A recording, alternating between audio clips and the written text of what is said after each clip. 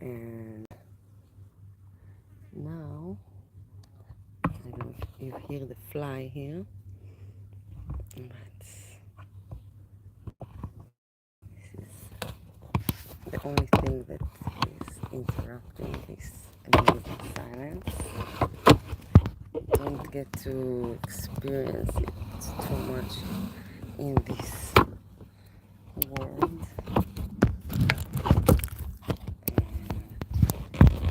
Sinai is one of a kind. Here it is. Okay, so let's try to make this open. Okay, so I will continue to read it. I think I haven't read it since I was in Ukraine. Hmm, I think in Solotvino. I read it in the beach. So I didn't want to let the sun leave without feeling it more. So I came to my balcony and I will read it for you. Chapter 7. We arrived to chapter 7 if you want to hear the last lives. I did it from a jacuzzi in Budapest, from a jacuzzi in Romania, from the beach at Solotvino, from a resort at Solotvino, all kinds. So let's on my vocabulary is not perfect. So, if there is hope, wrote Winston, it lies in the prose. If there was hope, it must lie in the prose, because only there, in those swarming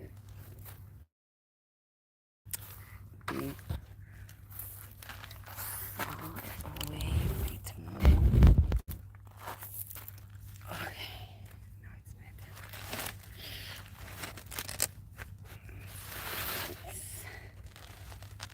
Yes. So, if there was hope, it must lie in the prose, because only there, in those swarming, disregarded masses, 85% of the population of Oceania could the force to destroy the party ever be generated. Maybe could have the force to destroy the party ever be generated. The party could not be overthrown from within its enemies. If it had any enemies, had no way of coming together or even of identifying one another. Even if the legendary brotherhood existed, as just possibly it might, it was inconvenient, inconceivable that its members could ever assemble in larger numbers than twos and threes. Rebellion meant a look in the eyes, an inflection of the voice, at the most, an occasional whispered word. But the pros, if only they could somehow become conscious of their own strength, would have no need to conspire. They needed only to rise up and shake themselves like a horse shaking off flies.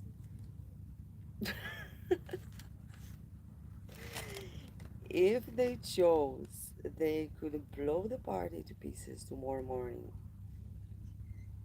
Um, Surely sooner or later it must occur to them to do it. And yet, He remembered how once he had been walking down a crowded street when a tremendous shout of hundreds of voices, women's voices, had burst from a side street a little way ahead. It was a great, formidable cry of anger and despair, a deep, loud "oh" that went humming on like the reverberation of a bell. His heart had leaped, leaped.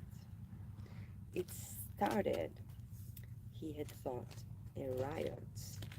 The trolls are breaking loose at last. When he had reached the spot, it was to see a mob or two or 300 women crowding around the stalls of a street market with faces as tragic as though they had been the doomed passengers on a sinking ship. But as at this moment, the general despair broke down into a multitude of individual quarrels. It appeared that one of the stalls had been selling tin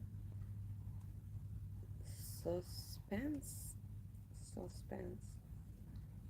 They were wretched, flimsy things, but cooking posts of any kind were always difficult to get. Now the supply had unexpectedly given out.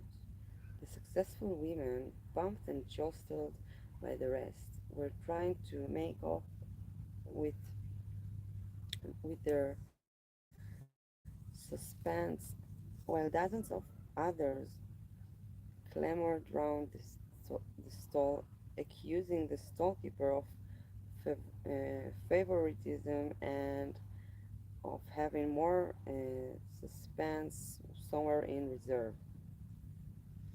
There was a fresh outburst of yells. Two bloated women, one of them with her hair coming down, had got hold of the same span and were trying to tear it out of one another's hands. For a moment, they were both tugging, and then the handle came off. Winston watched them disgustedly, and yet, just for a moment, what almost frightening power had sounded in that cry from only a few hundred throats. Why was it that they could never shout like that about anything that mattered? He rose. Until they become conscious, they will never rebel. And until after they have rebelled, they cannot become conscious. That, he reflected, might almost have been a transcription from one of the party textbooks. The party claimed, of course, to have liberated the proles from bondage. Before the revolution, they had been hideously oppressed by the capitalists. They had been starved and flogged. Women had been forced to work in the local mines. Women still did work in the coal mines, as a matter of fact. Children had been sold into the factories at the age of 6, but simultaneously, true to the principles of doublethink, the party taught that the proles were natural inferiors who must be kept in subjection like animals by the application of a few simple rules. In reality, very little was known about the proles. It was not necessary to know much. so long as they continue to work and breed. Breed, yeah, breed.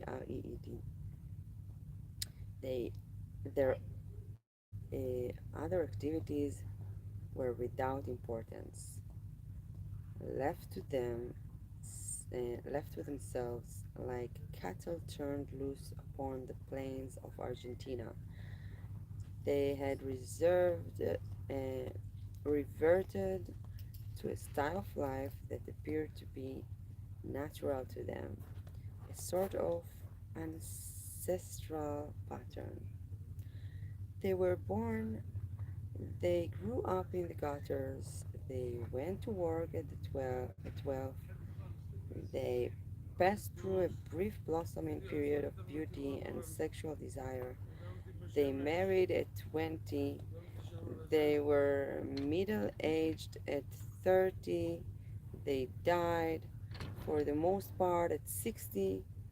Heavy physical work, the care of home and children, and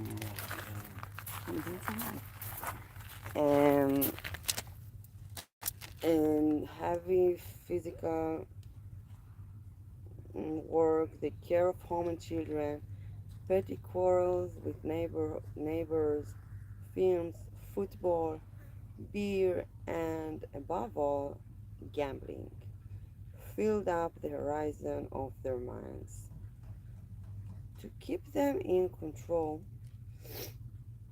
um, where am I?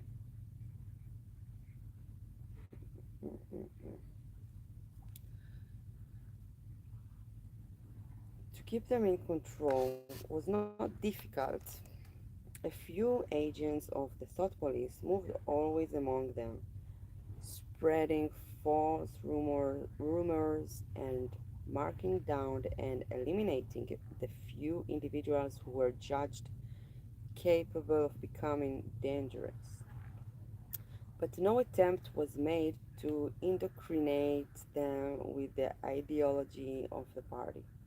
It was not desirable that the pros should have strong political feelings. All that was required of them was a primitive patriotism which could be appealed to whenever it was necessary to make them accept longer working hours or shorter rations.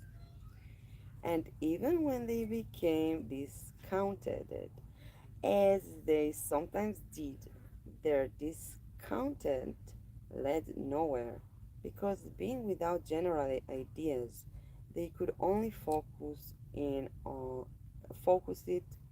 on petty specific grievances. The larger evils invariably escaped their notice. The great majority of Poles did not even have telescreens in their homes. Even the civil police interfered with them very little. There was a vast amount of criminality in London, a whole world within a world of thieves, bandits, prostitutes, drug peddlers, and racketeers of every description. But since it all happened among the pros themselves, it was of no importance. In all questions of morals, they were allowed to follow their ancestral code. The sexual puritanism of the party was not imposed upon them. Promiscuity, promiscuity went unpunished. Divorce was permitted. For that matter, even religious worship would have been permitted if the Poles have shown any sign of needing or wanting it. They were beneath suspicion, as the party's slogan put in, "Proles and animals are free." Winston reached down cautiously scratched his varicose ulcer. It had begun in itching again. The thing you invariably came back to was the impossibility of knowing what life before the revolution had really been like. He took out of the drawer a copy of a children's history textbook, which he had borrowed from Mrs. Parsons, and began copying a passage into the diary. In the old days, it ran, before the glorious revolution, London was not the beautiful city that we know now today. It was a dark, dirty, miserable place where hardly anybody had enough to eat, and where hundreds and thousands of poor people had no boots on their feet and not even a roof to sleep under. Children no older than you had to work, and not older than you had to work 12 hours a day for cruel masters who flogged them with whips if they worked too slowly and fed them on nothing but stale bread crusts and water.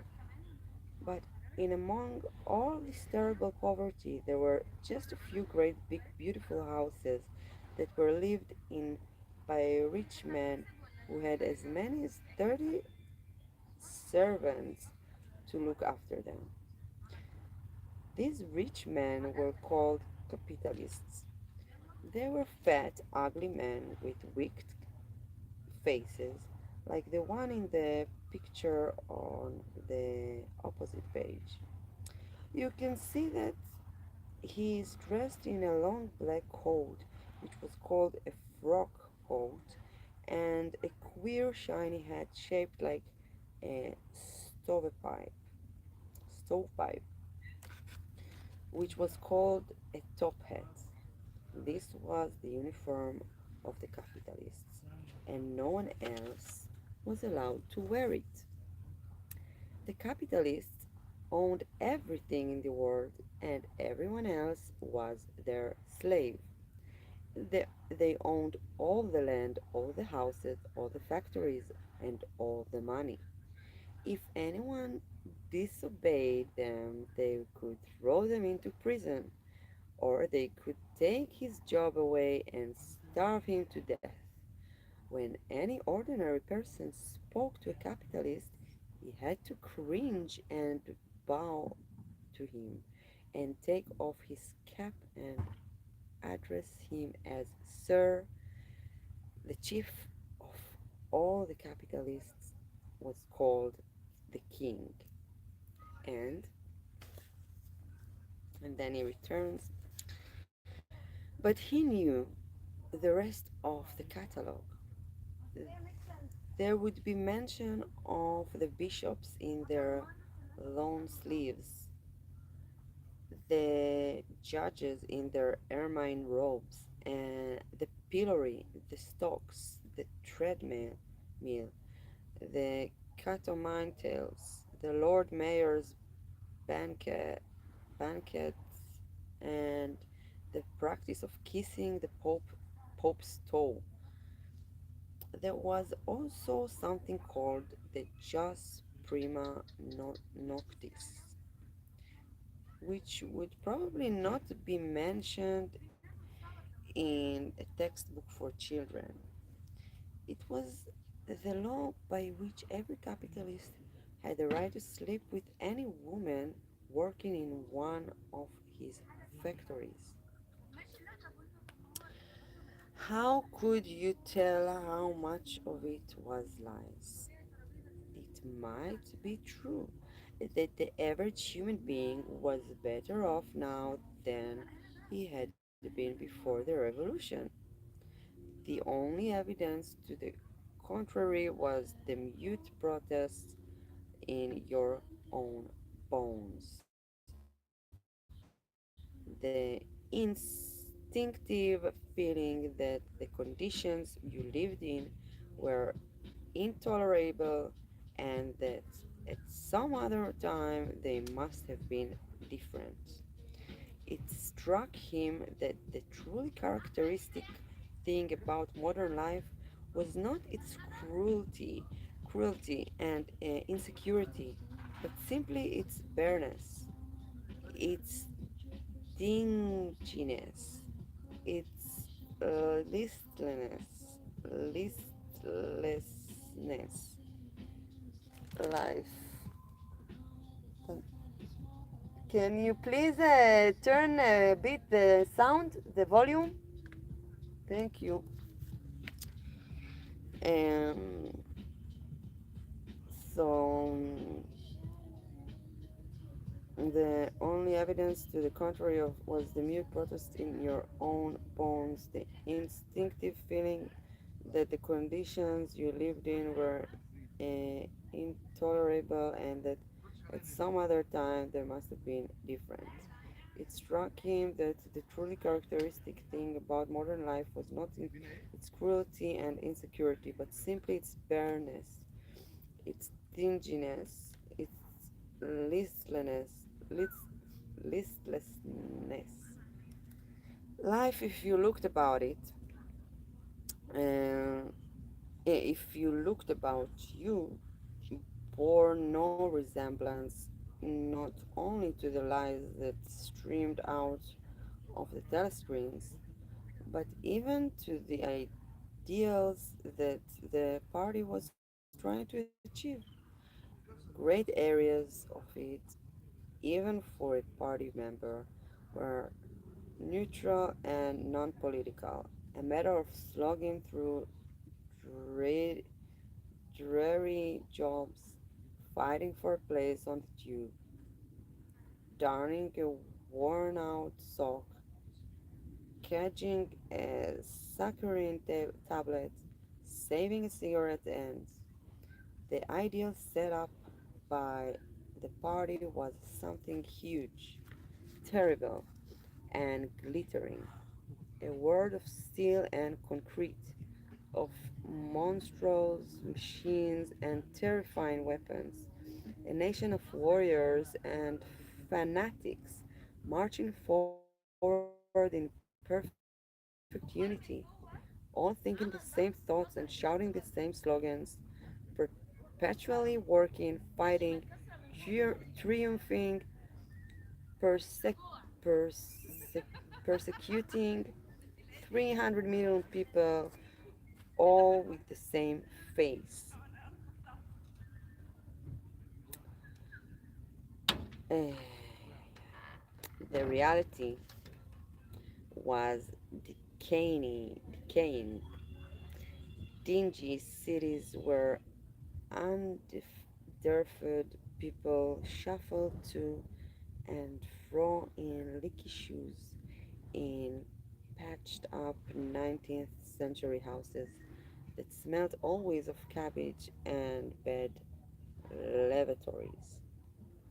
He seemed, he seemed to see a vision of London, vast and ruinous, city of a million dustbins, and mixed up with it was a picture of Mrs. Persons, a woman with lined face and wispy hair, fiddling helplessly with a blocked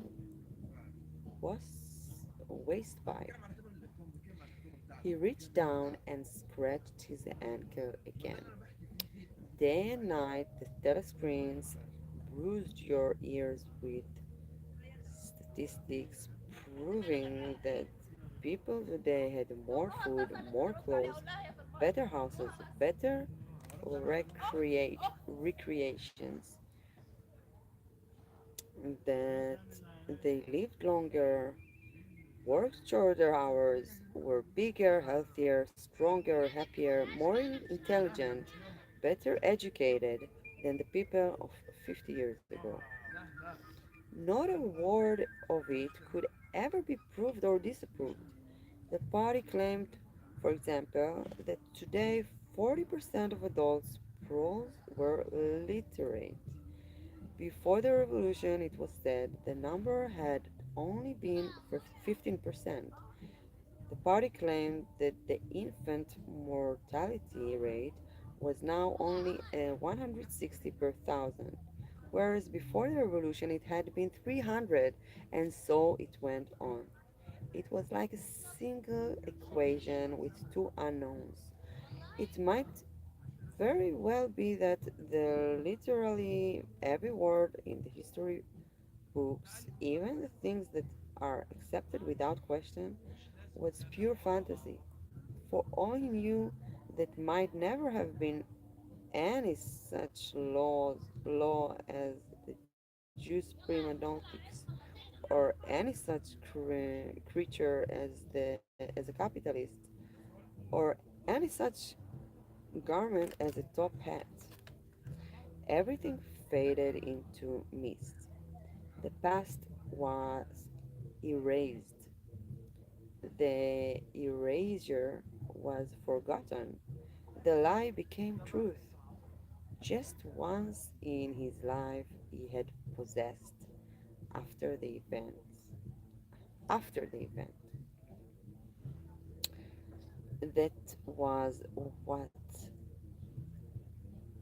counted concrete, counted concrete, unmistakable evidence of an act of falsification. He had held it between his fingers for as long as 30 seconds. In 1973, it must have been at any rate, it was at about the time when he and Catherine had parted. But the really relevant date was 7 or 8 years earlier. The story really began in the middle 60s, the period of the Great Purges in which the original leaders of the revolution were wiped out once and for all. By 1917, none of them was left except Big Brother himself.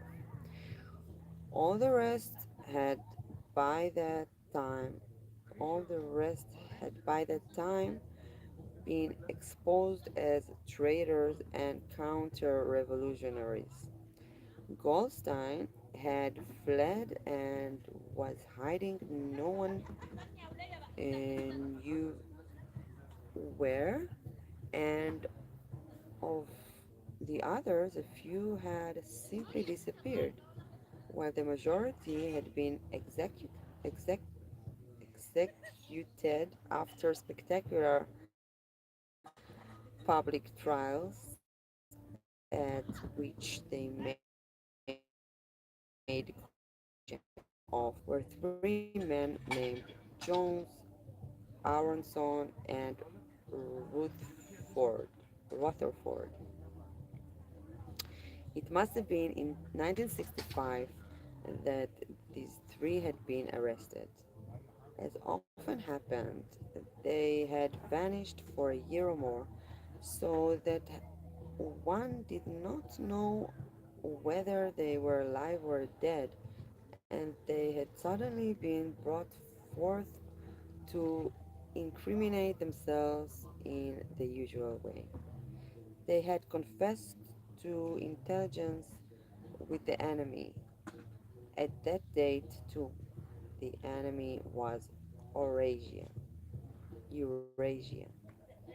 Embezzlement of public funds, the murder of various trusted party members, intrigues against the leadership of Big Brother, which had started long before the revolution happened, and acts of sabotage causing the death of hundreds of thousands of people. After confessing to these things, they had been pardoned, reinstated in the party, and given posts which were in fact sinecures but which sounded important. All three had written long, object articles in the Times analyzing the reasons for their defection and promising to make amends. Sometime after their release, Winston had actually seen all three of them in the Chestnut Tree Cafe. He remembered the sort of terrified, fascinating fascination with which he had watched them out of the corner of his eye.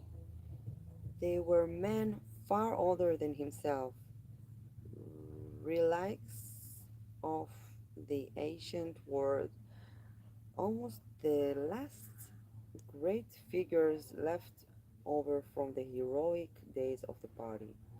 The glamour of the underground struggle and the Civil War still faintly clung to them. He had the feeling, though already at that time facts and dates were growing blurry, that he had known their names years earlier than he had known that of Big Brother. Then he had known that of Big Brother. Okay. But also they were outlaws, enemies, untouchables, doomed with absolute certainty to extinction within a year or two. No one who had once fallen into the hands of the thought police ever escaped it in the end. There were corpses waiting to be sent back to the grave. There was no one at any of the tables nearest to them. It was not wise even to be seen in the neighborhood of such people. They were sitting in silence before glasses of the gin flavored with cloves, which was the speciality of the cafe. Of the three, it was Rutherford whose appearance had most impressed Winston. Had once been a famous caricaturist, caricaturist whose brutal cartoons had helped to inflame popular opinion before and during the revolution. Even now, at long intervals, his cartoons were appearing in the Times. They were simply an imitation of his earlier manner and curi- curiously lifeless and unconvincing. Always they were a rehashing of the ancient themes: slum, tenements, starving children, street battles, capitalists in top hats. Even on the barricades, the capitalists still seem to cling to their top hats, an endless, hopeless effort to get back into the past. He was a monstrous man with a name of greasy gray hair, with a mane, with a mane of greasy gray hair, his face pouched and seamed, with thick, protuberant lips. At one time he must have been immensely strong. Now his great body was sagging, sloping, bulging, falling away in every direction. He seemed to be breaking up before one's eyes, like a mountain crumbling. It was the lonely hour of 15. Winston could not now remember how he had come to be in the cafe at such a time. The place was almost empty. The tiny music was trickling from the telescreens. The three men sat in their corner, almost motionless, never speaking. Uncommanded, the waiter brought the fresh glasses of gin. There was a chessboard on the table beside them, with the pieces set out, but no game started.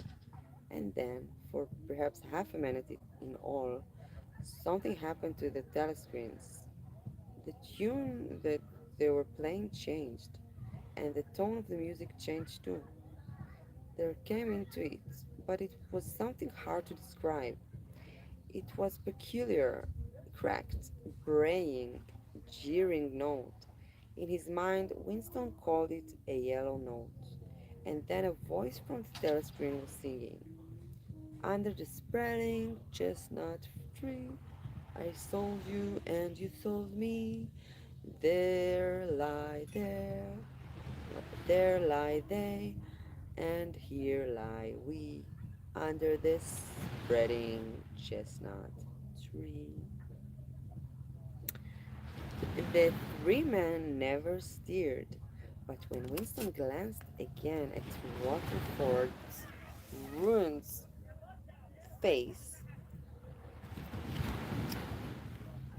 he saw that his eyes were full of tears. And for the first time, he noticed, with a kind of inward shudder, and yet not knowing at what he shuddered, that both Aronson and Rutherford had broken noses.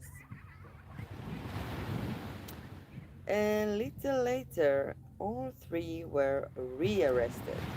It appeared that they had engaged in fresh conspiracies from the very moment of their release.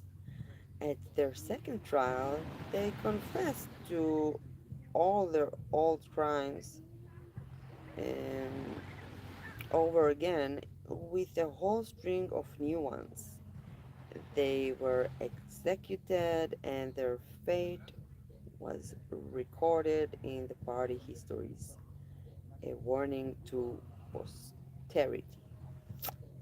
About 5 years after this, in 1973, Winston was unrolling a wad of documents which had just flopped out of the pneumatic tube on his desk when he came on a fragment of paper which had evidently been slipped in among the others and then forgotten. The instant he had flattened it out, he saw its significance. Okay. The instant he had flattened it out, he saw its significance. It was a half page torn out of the Times of about 10 years earlier. The top half of the page saw that it included the date, and it contained a photograph of the delegates at some party function in New York. Prominent in the middle of the group were Jones, Aronson, and Waterford.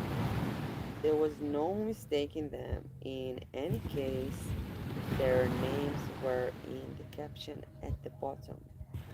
The point was that at both trials, all three men had confessed that on that day they had been on Eurasian soil.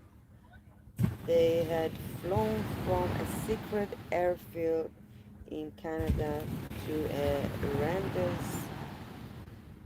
rendezvous somewhere in Siberia, and had conferred with members of the Eurasian General Staff to whom they had betrayed important military secrets. The date had stuck in Winston's memory because it changed, because it chanced to be Midsummer Day. But the whole story must be on record in countless other places as well. There was only one possible conclusion.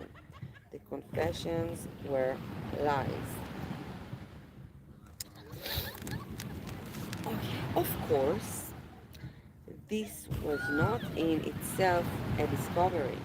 Even at that time, Winston had not imagined that the people who were wiped out in the purges had actually committed the crimes that were that they were accused of.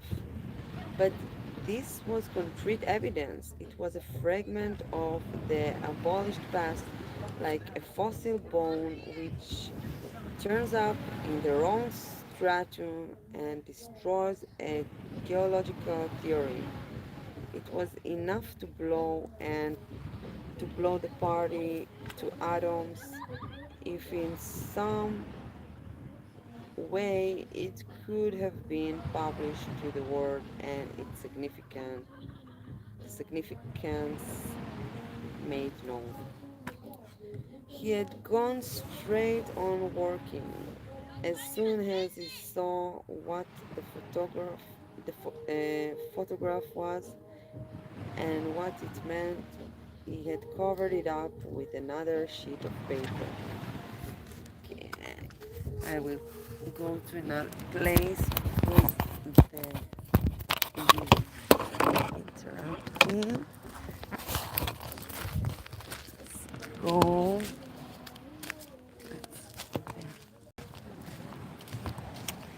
So. Quality is much better. Thank you. Mm.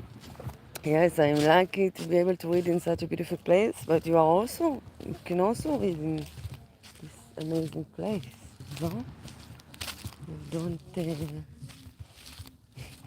need much more than a flight ticket. So, let's sit here.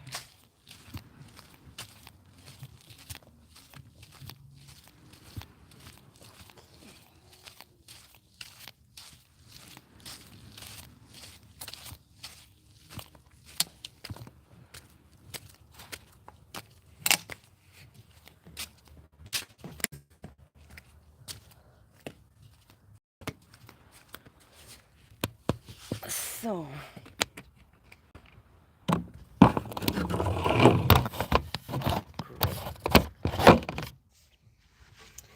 perfecto. So, let's continue. Where am I?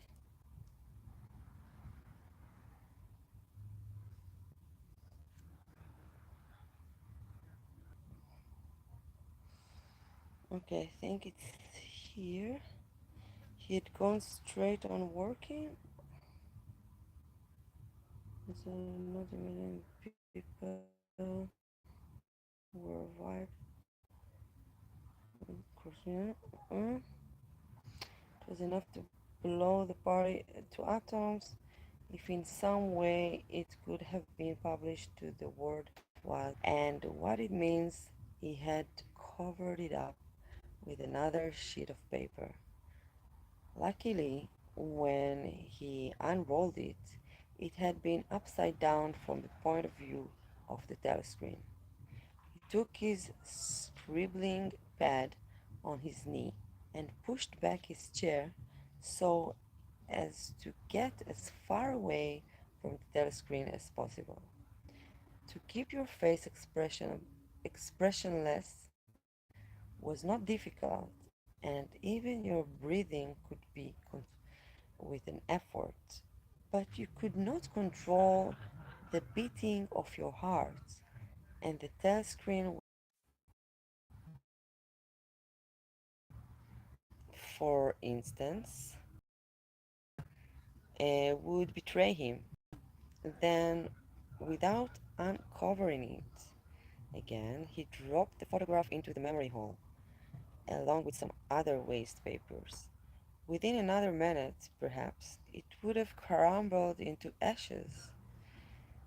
That was 10, 11 years ago. Today, probably, he would have kept that photograph. It was curious that the fact of having held it in his fingers seemed to him to make a difference, even the photograph itself, as well as the it recorded, was only memory. Was the party's hold upon the past less strong, he wondered, because the piece of evidence which existed no longer had once existed. But today, so is not that good because the router is over there. We continue.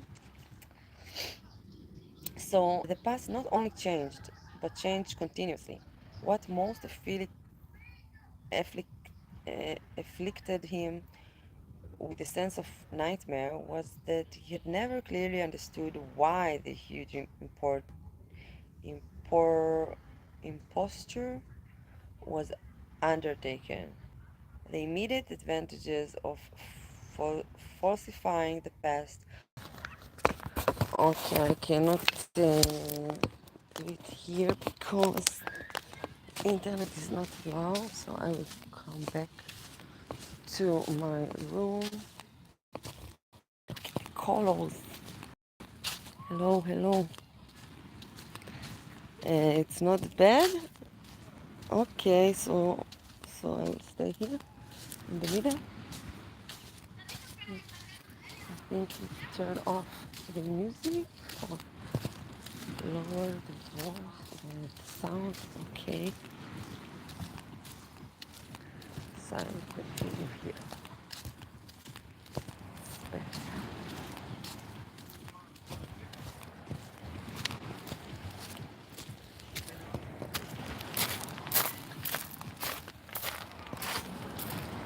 Okay, so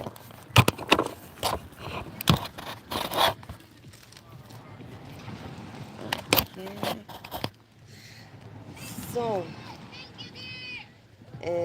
so the immediate advantages of falsifying the past were obvious, but the ultimate motives was mysterious. He took up his pen again and wrote, I understand how. I do not understand why. He wondered, as he had many times wondered before, whether he himself was a lunatic. Perhaps a lunatic was simply a minority of one. At one time, it had been a sign of madness to believe that the earth goes round the sun. Today, to believe that the past is inalterable. He might be alone in holding that belief, and if alone, then a lunatic. But the thought of being a lunatic did not greatly trouble him. The horror was that he might also be wrong. He picked up the children's history book and looked at the portrait of Big Brother which formed its frontispiece. Frontispiece. The hypnotic eyes gazed into his own.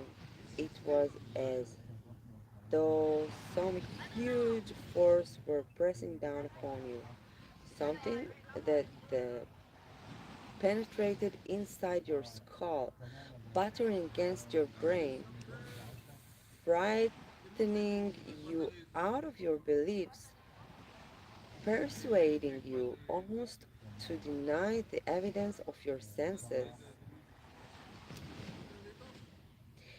In the end, the party would announce that two and two made five, and you would have to believe it. It was inevitable, inevitable that they should make that claim sooner or later. The logic of their position demanded it, not merely the validity of experience, but the very existence of external reality was tacitly denied by their philosophy. The heresy of heresies was common sense, And what was terrifying was not that they would kill you for thinking otherwise, but that they might be right. For after all, how do we know that two and two make four? Or that the force of gravity works? Or that the past is unchangeable? If both the past and the external world exist only in the mind, and if the mind itself is controllable, what then? But no, his courage seemed suddenly to stiffen off its own accord. accord. The face of O'Brien, not called up by any obvious association, had floated into his mind. He knew with more certainty than before that O'Brien was on his side. He was writing the diary for O'Brien to O'Brien.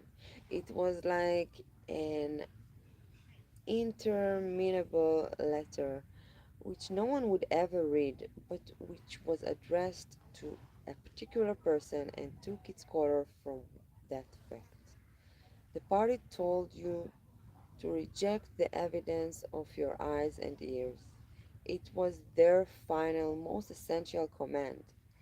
His heart sank as he thought of the enormous power arrayed against him, the ease with which any party intellectual would overthrow him in debate, the subtle arguments which he would not be able to understand, much less answer. And yet he was in the right. They were wrong, and he was right. The obvious, the silly, and the true had got to be defended. Truism, truisms are true. Truisms are true. Hold on to that. The solid world exists. Its laws do not change. Stones are hard. Water is wet. Objects unsupported fall towards the earth's center, with the feeling that he was speaking to O'Brien, and also that he was setting forth an important axiom. He wrote, freedom is the freedom to say that 2 plus 2 make 4. If that is granted, all else follows. Yes, so we finished chapter 7, and I don't know when I will read chapter 8, maybe tomorrow. But now I want to do some MD, so let's go to dance before it will get dark, huh? So don't forget to subscribe with the bell. I hope also that you did it already, but also that you listen to my previous lives uh, of the book, so you will know it is about. So I will tell you goodbye from beautiful Sinai, and enjoy, dance, stretch, sing, travel, and go to the sun. It's very important. So until next time, don't forget to subscribe with the bell. Ravit Levi Meditation Dance, also on Facebook, and you have also the Instagram and TikTok, Ravit.Emily. Here from awesome Mishmish Wood House. So see you.